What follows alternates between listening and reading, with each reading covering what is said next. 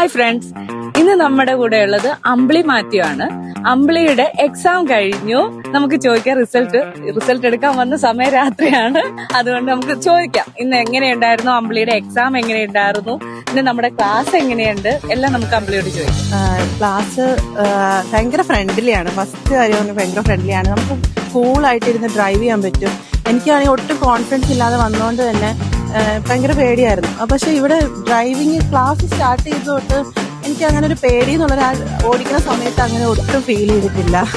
Okay, പിന്നെ നമ്മള് class എത്ര ക്ലാസ് അധികം ക്ലാസ് എടുത്തപ്പോ ഞാൻ പറഞ്ഞിട്ടുണ്ടായിരുന്നു ക്ലാസ് എടുക്കണ്ട, ക്ലാസ് എടുക്കണ്ട, ഓക്കെയാണ്, നന്നായിട്ട് ഓടിക്കുന്നുണ്ട്.